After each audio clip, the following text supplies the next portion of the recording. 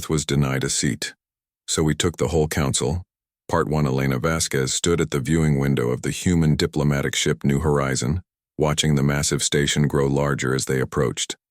The structure was bigger than any city, on Earth, spinning slowly in the darkness of space. Lights flickered across its surface like stars, and ships from 12 different alien species docked at various ports. This was Nexus Prime Station, the center of galactic power.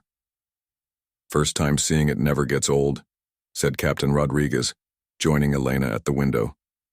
"Hard to believe we're actually here." Elena nodded, but her stomach was tight with nerves. Today would change everything for humanity. Either they would join the Galactic Conclave as equal members, or Earth would remain alone in the galaxy, cut off from the vast network of trade, technology, and knowledge that connected thousands of worlds. It had taken humanity 50 years to get to this point, 50 years since the first alien probe had detected Earth's radio signals and made contact.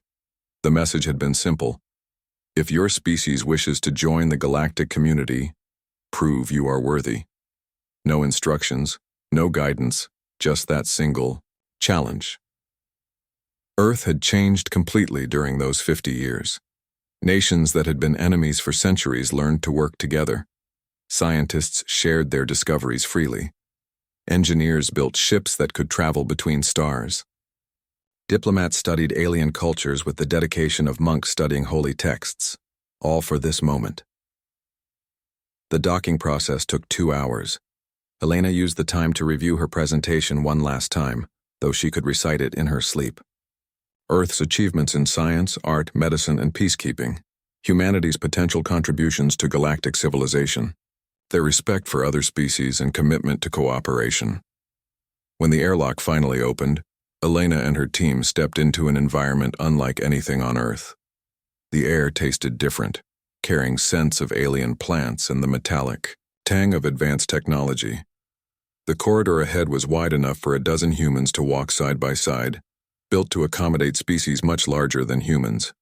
Their guide was a Zephyrian, one of the crystalline beings who looked like living gemstones. It spoke through a translation device that turned its musical chimes into human words. "Ambassador Vasquez, I am Resonance of Dawn Light. I will escort you to the council chamber. The conclave has been anticipating your arrival." They walked through, corridors lined with artwork from dozens of species. Elena recognized some from her studies: the flowing metal sculptures of the Feroci, the holographic poetry of the Veil Dancers, the living murals created by the Coral Mines. Each piece was beautiful in its own way but also completely alien. Elena wondered if human art would seem equally strange to these beings. The council chamber was enormous, a circular room with 12 elevated platforms arranged around a central speaking area. On each platform sat representatives of the conclave species. Elena recognized them from her briefings: the insect-like hive speakers, the gaseous beings called ethereals contained in environmental suits, the reptilian draconians with their proud bearing and scarred hides. At the highest platform sat the hegemarch of the draconian sovereignty, the current leader of the conclave.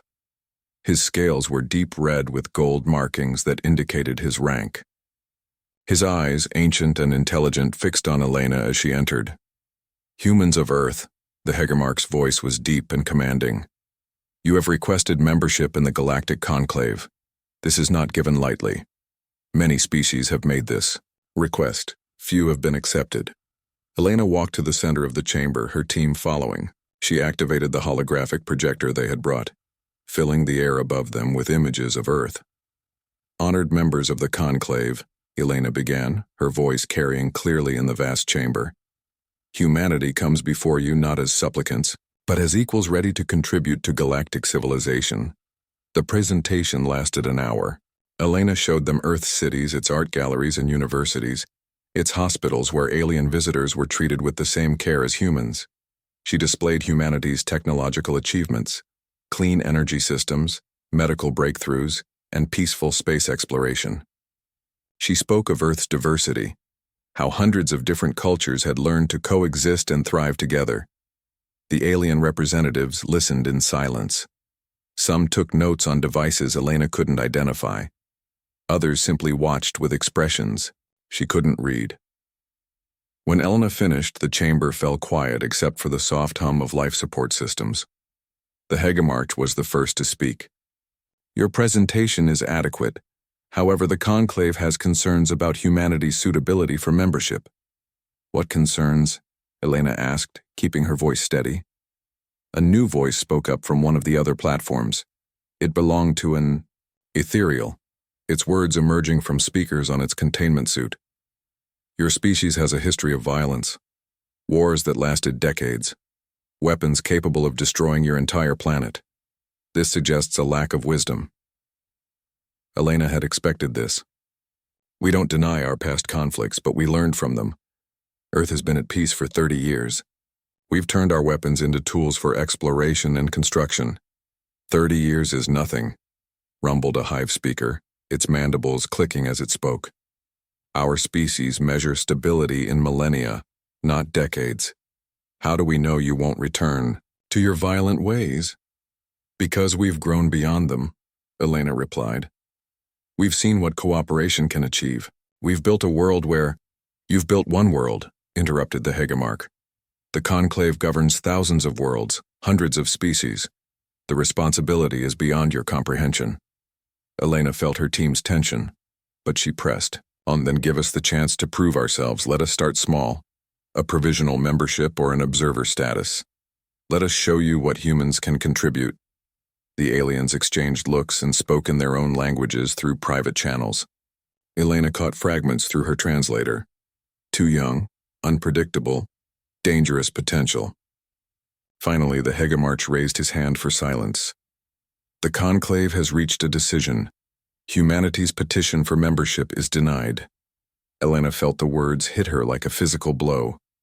Around the chamber, her team stood frozen in shock. Your species is too primitive, the Hegemarch continued. Too violent, too unpredictable. You are barely evolved primates playing with nuclear fire. Perhaps in a few centuries, when you have matured, you may try again.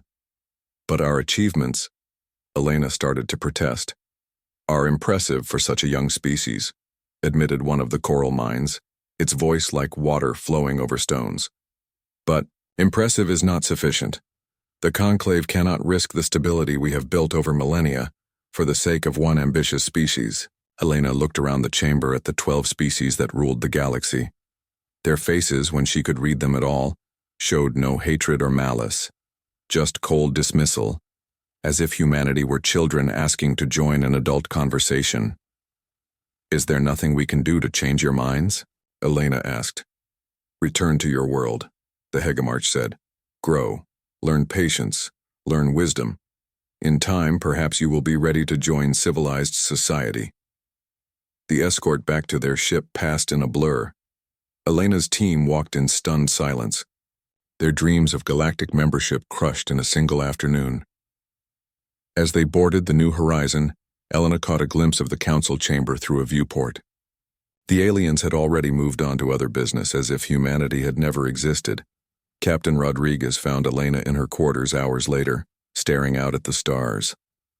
What do we tell Earth? He asked softly. Elena was quiet for a long moment.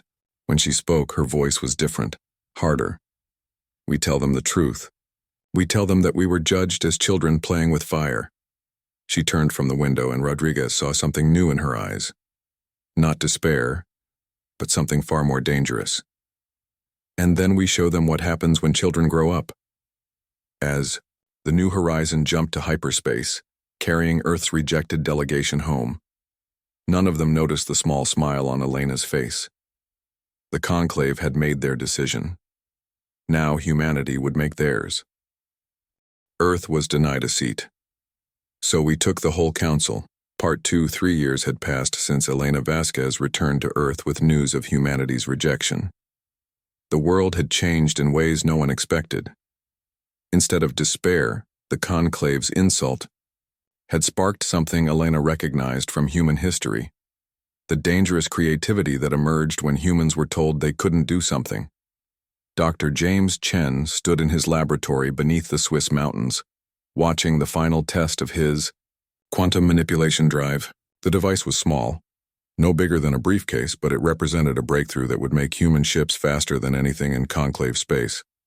Initiating quantum fold, announced his assistant, Dr. Sarah Kim. The device hummed to life, and the test probe in front of them simply vanished. 3 seconds later, it reappeared exactly where it had started. Distance traveled? Chen asked. 47 light years, Kim replied, checking her instruments. Round trip in 3 seconds. The conclave's fastest ships take 6 hours to cover the same distance. Chen smiled grimly. The aliens had called humans primitive. They were about to discover what human engineering could accomplish when properly motivated. Across the Atlantic, General Sarah Morrison reviewed reports from her research teams. The Terran Collective, formed in the aftermath of the rejection, had united Earth's governments and corporations under a single goal: proving humanity's worth through actions, not words. Morrison's teams had spent 3 years reverse engineering every piece of alien technology they could acquire through trade, theft, or careful observation. The results exceeded everyone's expectations. Human engineers, unbound by the careful traditions that limited alien thinking, had found ways to improve on designs that were thousands of years old.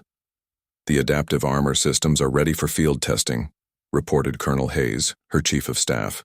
Our material science teams found a way to make the Zephyrian crystal matrix 300% more efficient. And the weapon systems? Morrison asked. Functional, but that's not the interesting part. Our analysts discovered something the conclave species never figured out. Most of their advanced technology hasn't changed in centuries. They're so afraid of destabilizing their perfect order that they've stopped innovating.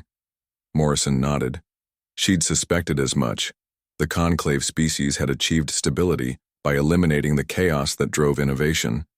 Humans, chaotic by nature, had no such limitations.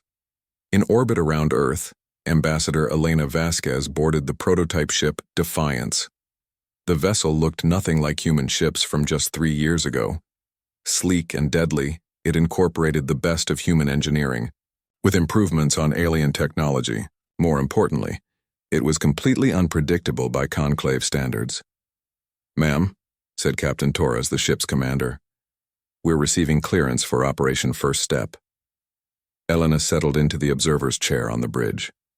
"Take us out, Captain. It's time to introduce ourselves to our galactic neighbors." The Defiance engaged its quantum drive and vanished from Earth's orbit. When it reappeared, it was in the outer system of Kepler 442, home to a minor conclave research station. The station's automated systems immediately detected the human ship and sent a standard challenge. "Unknown vessel, you are in galactic conclave space. State your identity and purpose." Captain Torres opened a communication channel.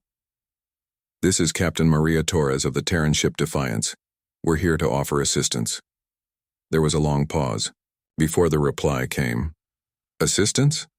Your species was denied conclave membership. You have no authority in this space."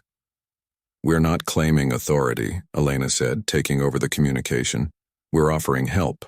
Our sensors indicate your research station is experiencing problems with its fusion reactors. We have the expertise to fix them." Another pause. Longer this time. Elena could imagine the confusion at the research station. The conclave operated on strict protocols. Unauthorized ships were turned away or destroyed. They didn't offer help to strangers. "How do you know about our reactor problems?" the station commander finally asked. "Because we've been watching and learning," Elena replied honestly. "And because we want to help. No payment required, no strings attached. Just one species helping another." It took 6 hours of negotiation, but eventually the research station agreed to let human engineers examine their reactors. The problem, which had puzzled conclave engineers for months, took Elena's team 40 minutes to solve. They didn't just fix the reactors, they improved them, increasing efficiency by 15%. As the Defiance prepared to leave, the station commander contacted them again. "Why did you help us? What do you gain from this?" Elena smiled. "We gain nothing except the knowledge that we helped fellow sapient beings. Isn't that enough?" The research station's report would reach conclave leadership within days. It would be the first of many such reports. Over the following months, human ships appeared throughout conclave space. They offered aid to struggling colonies, provided emergency medical assistance, and solved technical problems that had stumped alien engineers. Always, they asked for nothing in return, except the chance to prove that humans were not the primitive warmongers the Conclave believed them to be. In the cultural centers of a dozen alien worlds, something else was spreading: human art, music, and entertainment. Dr. Yuki Tanaka had developed what she privately called the Cultural Virus Program. Human creativity, packaged in ways that appealed to different alien psychologies, began appearing on alien networks. The effect was subtle but profound. Alien audiences discovered that human stories, with their themes of individuals overcoming impossible odds through determination and cooperation, resonated with something deep in their own psyches. Human music, with its emotional directness, provided a counterpoint to the formal artistic traditions of most conclave species. On the Zephyrian homeworld, crystal beings gathered to watch human films about underdogs triumphing against overwhelming opposition. On the aquatic world of the coral mines, humans' concerts were broadcast to underwater cities, their emotional range fascinating beings who expressed themselves through purely logical harmonies. The conclave leadership watched these developments with growing concern. Reports flowed in from across their territory, human ships providing aid, human culture spreading among their populations, human technology proving superior to their own in key areas. In the council chamber on Nexus Prime, the Hegemarch called an emergency session. "The humans are becoming a problem," he announced to the assembled representatives. "They're operating freely in our space, spreading their influence among our populations. They're helping people," pointed out the Coral Mind representative. "My homeworld's population has been exposed to human entertainment, and social satisfaction indices have increased by 23%. "That's exactly the problem," the Hegemarch replied. "They're destabilizing the order we've maintained for millennia. Their chaotic approach to problem-solving is affecting how our own people think." The ethereal representative's voice was thoughtful. "Perhaps we underestimated them. Their technology appears to be advancing rapidly. Some of their solutions to engineering problems are elegant." "They're still primitive," insisted the Hive speaker. "Their emotional approach to decision-making makes them unpredictable. They cannot be trusted with the responsibility of conclave membership." But even as they spoke, each representative was privately considering reports from their own territories. Human assistance had solved problems their own governments had struggled with for years. Human culture was popular among their populations in ways that concerned their leaders. Most troubling of all, human technology was advancing at a rate that violated everything the conclave understood about species development. In 3 years, humans had gone from barely understanding alien science to improving on it. Their ships were now faster than conclave vessels, their weapons more efficient, their problem-solving capabilities superior in many areas. On Earth, Elena Vasquez met with the leaders of the Terran Collective in the war room beneath Geneva. The walls were covered with star maps showing human operations throughout conclave space. "Phase 1 is complete," she announced. "We've established our reputation as helpful, non-threatening neighbors. Conclave populations are beginning to see us as friends rather than primitive outsiders." "What's Phase 2? Asked President Chen, Earth's elected representative to the collective. Elena smiled, the same dangerous smile that had worried Captain Rodriguez 3 years earlier. "Phase 2 is where we start solving problems the conclave can't solve, and we make sure everyone knows we're the ones providing the solutions." Dr. James Chen activated a holographic display showing their latest intelligence. "We've identified 17 ongoing crises in conclave space that their governments have been unable to resolve. Civil wars, economic collapses, environmental disasters, all perfect opportunities for us to demonstrate what human innovation can accomplish." General Morrison stood up, studying the display. "The conclave rejected us because they thought we were too chaotic, too unpredictable. They were right about one thing: we are unpredictable, and that's about to become their biggest problem." As the meeting ended, Elena looked up at the stars, through the facility's transparent ceiling. The conclave had called humans children playing with fire. Soon they would discover that those children had grown up. Earth was denied a seat. So we took the whole council. Part 3. Captain Marcus Webb stood on the bridge of the Resolution, watching the war-torn world of Thaxis Prime grow larger on the main screen. The planet had been locked in civil war for 8 years, and the Galactic Conclave had officially declared it an acceptable loss after their peacekeeping forces failed to make progress. That was exactly the kind of challenge humanity had been looking for.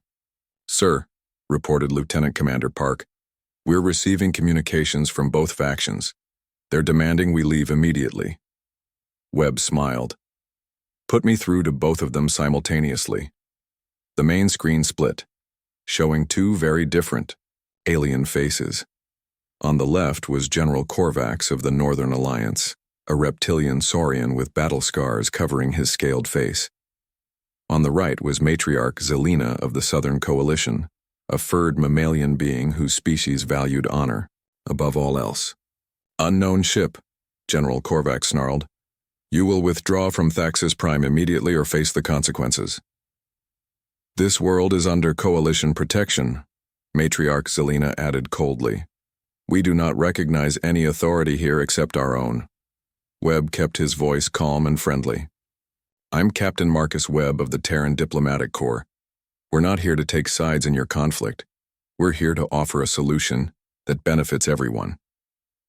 Both alien commanders laughed, though their laughter sounded more like growls. "The Conclave's best diplomats couldn't end this war," General Korvax said. "What makes you think a primitive species can succeed where they failed?" Webb's smile widened.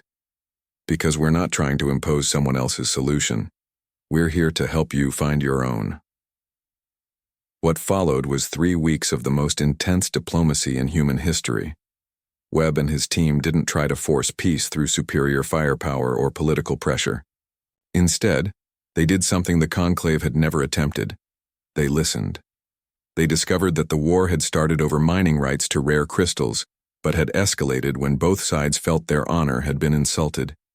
The Conclave had tried to end the conflict by dividing the planet in half, not realizing that both cultures viewed such a division as cowardly. The human solution was elegant in its simplicity. Instead of dividing the planet, they proposed a competition. Both factions would work together to mine the crystals, and whichever group contributed more to the joint effort each month would gain additional representation in a new unified government. "You're turning our war into a contest," Matriarch Zelina said during the final negotiation session. "Every war is a contest," Webb replied. "We're just changing the rules so that everyone wins."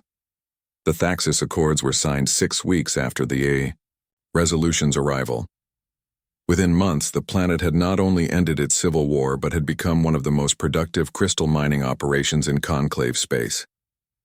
More importantly, word spread throughout the galaxy that humans had succeeded where the Conclave had failed. Similar successes followed across Conclave territory. Dr. Elena Rodriguez led a team that solved the ecological crisis on Verdant III by introducing modified Earth plants that could process the toxic compounds poisoning the planet's atmosphere.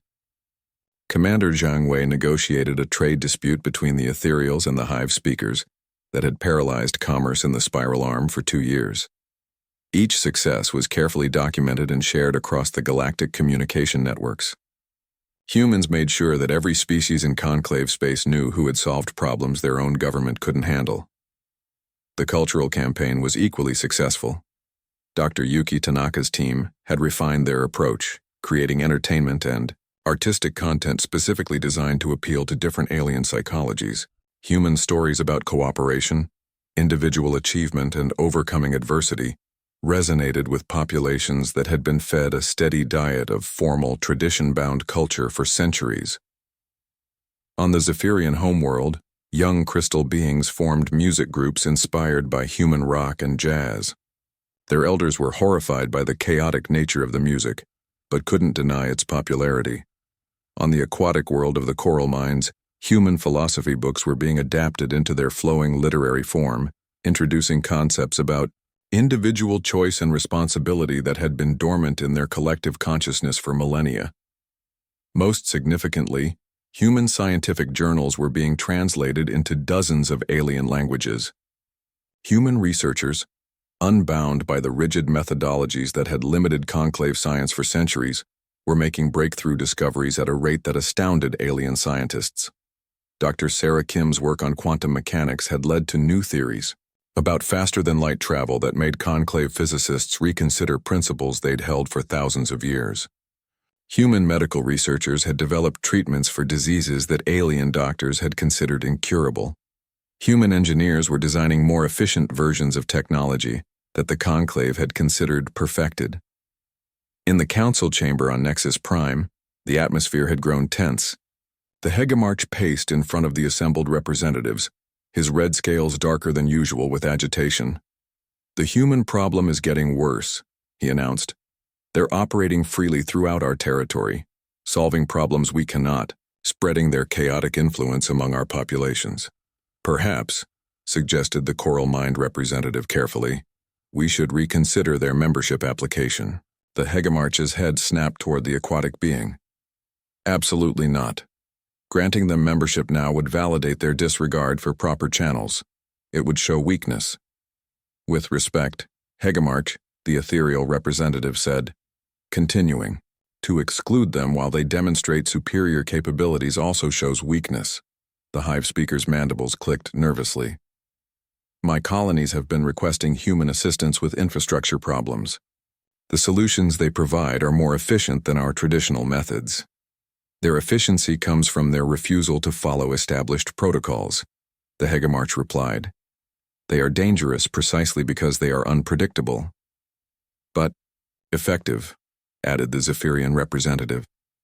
"My people have been exposed to human culture, and while it is unsettling in its emotional directness, it has sparked creative innovations we haven't seen in centuries." The debate continued for hours, with the same arguments repeated in different forms.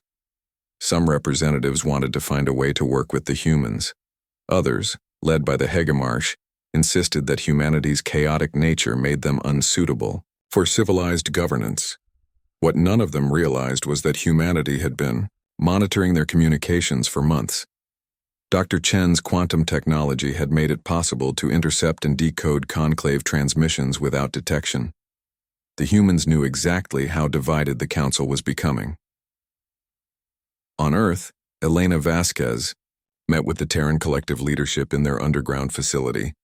The walls now showed detailed intelligence about every conclave member species, their internal politics, their economic needs, and their population's growing fascination with human culture. "Phase 2 is complete," Elena announced.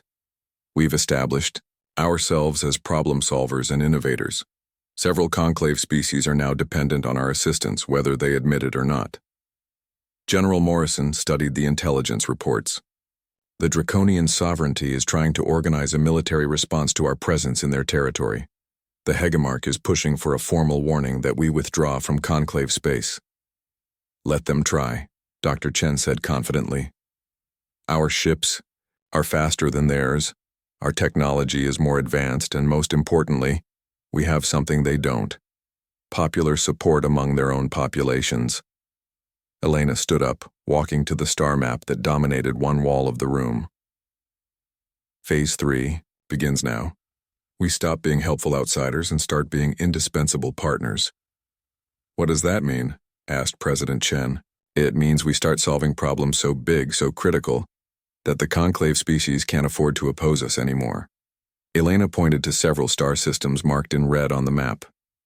Economic collapse in the Ferris systems, environmental disaster, threatening the hive speaker homeworld, political revolution brewing in 3 ethereal colonies. The conclave can't handle any of these crises, but we can. Dr. Yuki Tanaka activated another display showing cultural influence statistics.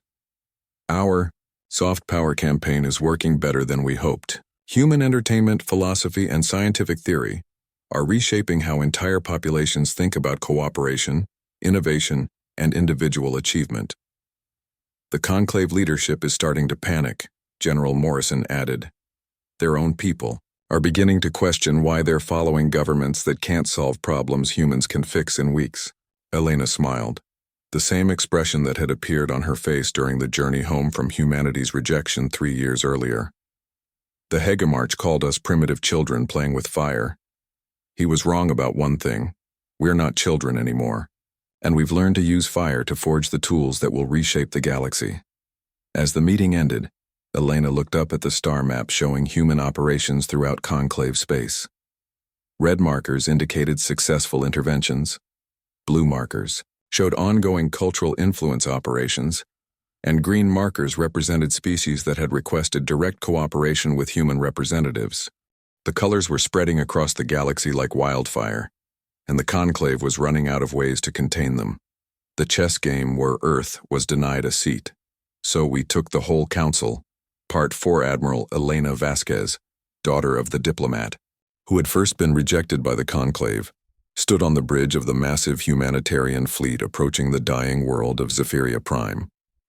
The crystalline homeworld was facing ecological collapse, and its billion inhabitants had less than 6 months before their atmosphere became unbreathable.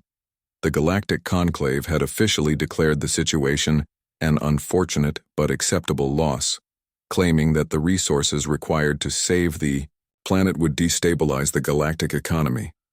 Elena had different plans. "Ma'am," reported Captain Santos, "we're receiving urgent communications from the Conclave fleet in orbit. They're ordering us to withdraw immediately." Elena looked at the main screen, which showed both the dying planet below and the small Conclave fleet that was supposedly monitoring the evacuation efforts. The alien ships looked tiny compared to the 37 human vessels that had arrived to help. "Put me through to the Conclave commander," Elena ordered. The screen flickered to show a draconian officer with the gold markings of high rank. His red scales were darker with anger, and his eyes blazed with indignation. "Human fleet, I am Commander Thex of the Conclave Monitoring Force. You are in violation of galactic law by entering this restricted zone. Withdraw immediately or face military action." Elena kept her voice calm and professional. "Commander Thex, I'm Admiral Elena Vasquez of the Terran Humanitarian Fleet. We're here under the universal rights of sapient rescue, which supersedes territorial restrictions during extinction-level emergencies." Commander Thex's scales darkened. Further, "There is no such law in the Conclave Code. There is in the original Galactic Compact that your Conclave claims to follow," Elena replied smoothly. "Article 7, Section 3. Perhaps your legal departments haven't studied the documents they swore to uphold." Elena had spent months preparing for this moment. Human lawyers had discovered that the ancient Galactic Compact, signed when the Conclave was first formed, contained provisions for humanitarian intervention that had been conveniently ignored for centuries. The draconian commander's expression showed he realized he'd been outmaneuvered. "Even if your interpretation is correct, you lack the resources to save a billion beings." "Watch us," Elena said simply. What followed was the largest rescue operation in galactic history. Human ships equipped with atmospheric processors began working to restore Zephyria Prime's dying atmosphere. Human medical teams treated radiation poisoning that Conclave doctors had declared incurable. Human engineers designed new filtration systems that could process the toxic compounds killing the planet's crystal forests. Most importantly, human organizers coordinated the efforts of volunteers from dozens of species who had rushed to help once they learned what was happening. The Conclave had claimed the rescue was impossible because they thought in terms of government resources and official protocols. Humans thought in terms of motivated individuals working together toward a common goal. The breakthrough came when Dr. Sarah Kim's team discovered that the atmospheric damage could be reversed using modified Earth bacteria that could process the toxic compounds and convert them into breathable gases. The solution was elegant, cheap, and completely beyond anything Conclave science had imagined. "The atmosphere will be fully restored within 3 years," Elena announced during a broadcast to the entire planet. "Your world will not only survive, it will be healthier than it was before the crisis began." The news spread across the galaxy within hours. The Conclave had been prepared to let a billion beings die because they couldn't conceive of a solution. Humans had not only saved them, but had made their world better in the process. The political impact was immediate and devastating for Conclave authority. On the aquatic world of Atlantica Prime, The Coral Mine government formally requested human assistance in restructuring their economic system. Years of conclave-mandated trade policies had created massive inequality that was threatening their entire civilization. Captain Marcus Webb, now promoted to diplomatic director, arrived with a team of human economists and social scientists. Within 6 months, they had implemented a new economic model based on cooperation rather than hierarchy. The results exceeded everyone's expectations, with productivity increasing by 400%, while ensuring fair distribution of resources. "How did you accomplish what our economists said was impossible?" asked Prime Coral Zena during the celebration ceremony. "We stopped thinking about economics as a zero-sum game," Webb replied. "When everyone benefits from success, everyone works harder to achieve it." Similar requests came from across the galaxy. The ethereal colonies that had been on the brink of revolution asked for human help in creating more representative governments. Human political scientists worked with local leaders to design systems that maintained stability while giving individuals more control over their lives. The Ferris Collective, facing economic collapse due to outdated industrial practices, invited human engineers to modernize their manufacturing systems. Human innovation reduced waste by 80% while increasing production capacity. Most significantly, the Hive speakers requested help with a problem that struck at the heart of their species' identity. Their rigid collective consciousness was producing increasing numbers of individuals who couldn't integrate into the hive mind. Instead of treating this as a disease, human psychologists helped them understand it as evolution in action. "Your species is developing individual creativity," Dr. Lisa Park explained to the Hive Queen. "Instead of suppressing these individuals, you could use their unique perspectives to solve problems your collective mind can't handle." The new hybrid system that emerged combined hive efficiency with individual innovation, making the Hive speakers more adaptable than they had been in millennia. But the most shocking development came from within the draconian sovereignty itself. On the outer colony world of Draco 7th, local leaders declared independence from the homeworld government and requested Terran protection. "We're tired of being ruled by fear and tradition," announced Governor Crix during a public broadcast. "The humans have shown us that strength comes from cooperation, not domination." Within weeks, 17 other draconian colonies joined the rebellion. The Hegemarch's own empire was fracturing, with his people choosing human-style cooperation over his authoritarian rule. In the council chamber on Nexus Prime, the emergency session had been going for 6 hours. The Hegemarch paced furiously while the other representatives sat in uncomfortable silence. "This is unacceptable," he raged. "The humans are destroying the order we've maintained for millennia. They're turning our own people against us with their chaotic philosophies." "Perhaps," the Coral Mind representative said carefully, "the people are choosing what works better." The Hegemarch's head snapped toward the aquatic being. "Are you suggesting that anarchy is superior to proper governance? I'm suggesting that systems which produce better results for everyone deserve consideration," the Coral Mind replied calmly.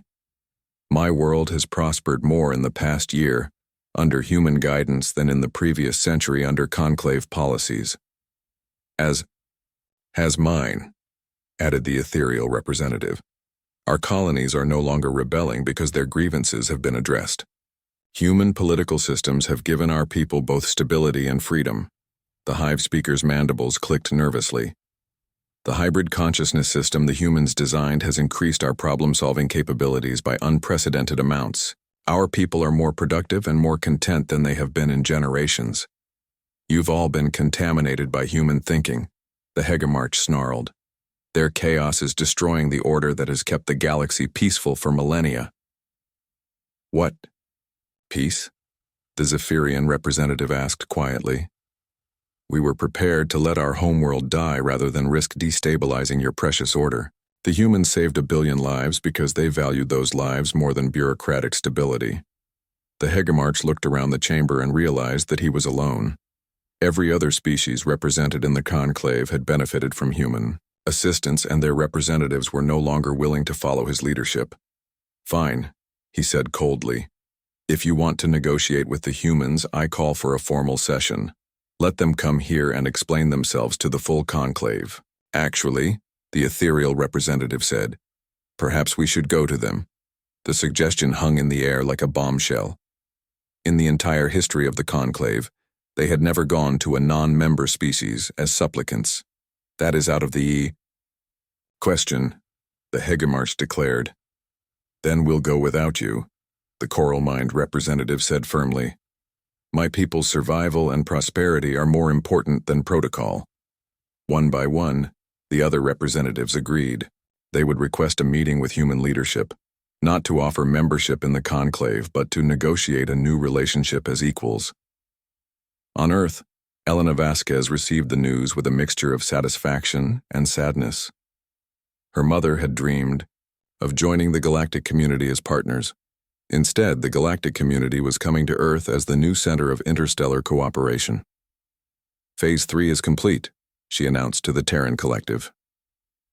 Earth was denied a seat. So we took the whole council. Part 5, Elena Vasquez, now 73 years old but still sharp as the day she'd been rejected by the conclave, walked slowly into the same council chamber where humanity had been denied membership 6 years earlier. But everything else had changed. The 12 elevated platforms that had once held the representatives of the galactic conclave were mostly empty.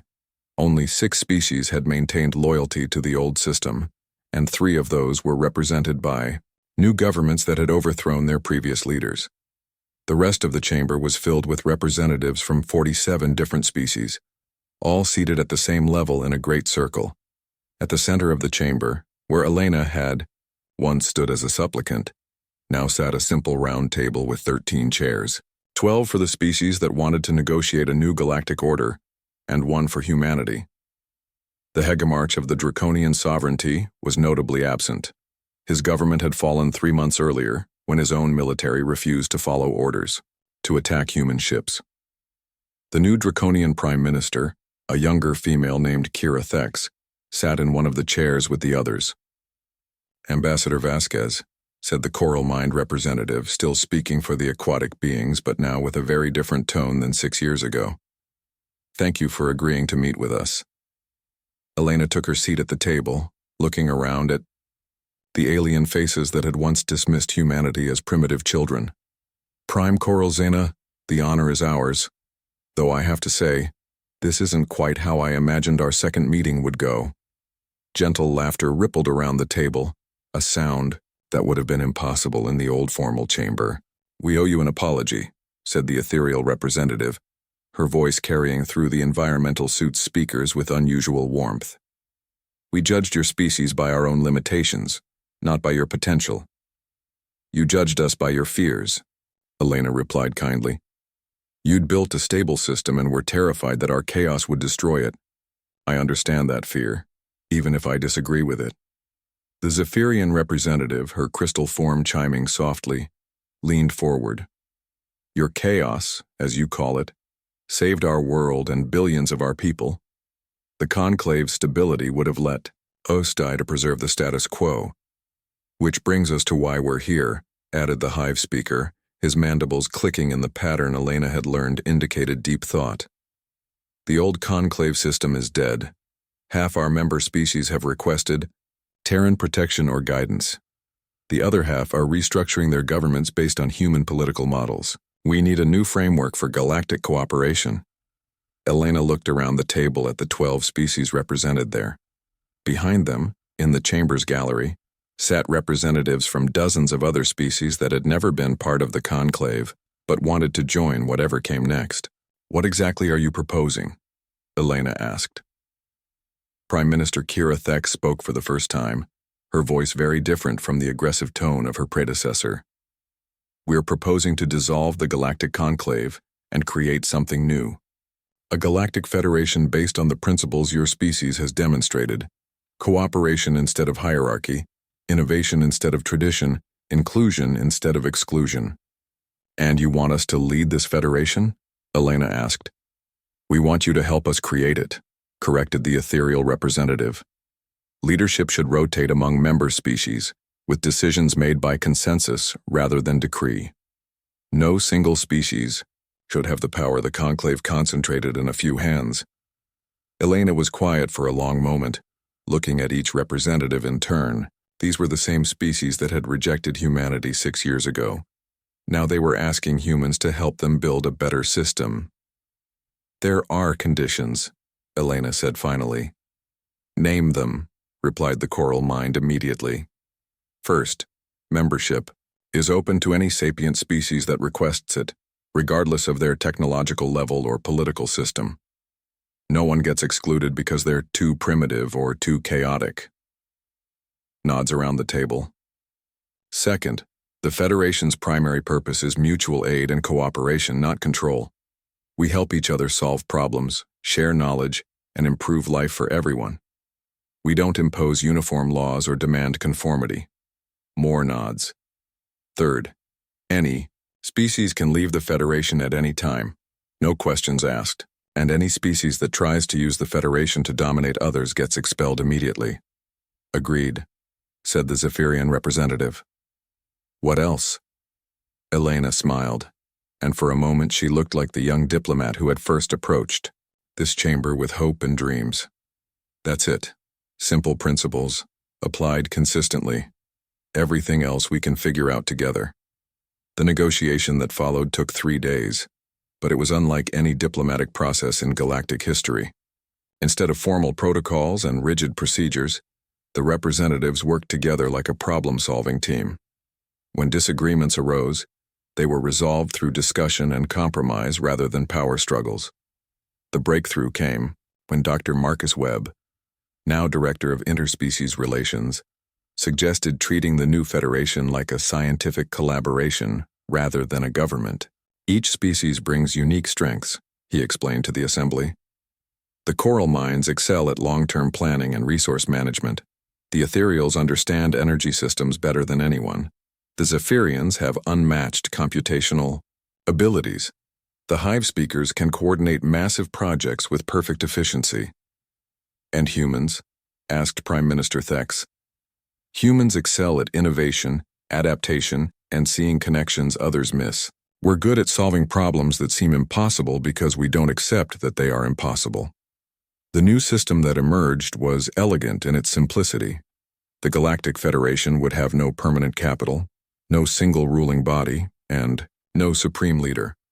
Instead, coordination would be handled by rotating councils that brought together the species best suited for each type of challenge. Scientific advancement would be coordinated by the Ethereals and Zephyrians, with human innovation, teams providing breakthrough thinking. Resource management would be handled by the coral minds, with hive speaker efficiency experts ensuring optimal distribution. Conflict resolution would be managed by human diplomatic corps, working with reformed draconian peace enforcement units. Most importantly, every decision would require consensus among participating species. No one could be forced to accept policies they disagreed with, but no one could block others from trying new approaches. On the final day of negotiations, Elena stood to address the full assembly. The chamber was packed with representatives from over 100 species, many of whom had never had a voice in galactic affairs before. 6 years ago, I stood in this chamber and asked for a seat at your table, Elena began. You told me that humanity was too primitive, too chaotic, too dangerous for civilized society. She paused, looking around at the faces watching her. You were right about one thing. We were too primitive to accept a system where 12 species decided the fate of billions. Laughter and applause filled the chamber. So we didn't take your seat, Elena continued. We took your whole council and made it better. We replaced hierarchy with cooperation, tradition with innovation, exclusion with inclusion. And now, instead of 12 species ruling over hundreds, we have hundreds of species working together as equals. The applause grew louder, with representatives from dozens of species joining in. Elena noticed that even some of the old conclave loyalists were clapping. The Galactic Federation isn't perfect, Elena concluded. It won't solve every problem or prevent every conflict, but it's built on a simple principle. Every sapient species has value and everyone deserves a voice in shaping their future. That's not a human principle or an alien principle. That's a universal principle. The new Galactic Compact was signed that evening in a ceremony broadcast across the galaxy. One by one, the species that had once been subjects of the Conclave became founding members of the Federation. New species that had never been considered for Conclave membership added their signatures. Even the remaining Conclave loyalists eventually joined, unable to resist the momentum of galactic cooperation. 3 months later, Elena stood in her garden on Earth, watching her granddaughter play with friends from 6 different species. The Yao children were building something together, their different abilities combining to create something none of them could have made alone. "Grandmother," called 8-year-old Maria, "look what we made." Elena walked over to see a delicate sculpture that combined Zephyrian crystal harmonics, choral mind flow dynamics, ethereal energy patterns, and human artistic vision. It was beautiful, impossible, and completely unlike anything any single species could have created. "It's wonderful," Elena said, meaning it. "What are you going to make next?" "Something even better," Maria replied, already running back to her friends. Elena smiled, watching the children work together with the unconscious ease that she hoped would define the new galactic civilization. They weren't thinking about species differences or political systems or ancient grudges. They were just friends solving problems and creating beauty together. A message chimed on Elena's personal communicator. It was from the Federation Coordination Council requesting her input on a new challenge. A previously unknown species had been discovered on the galactic rim, and they were requesting contact.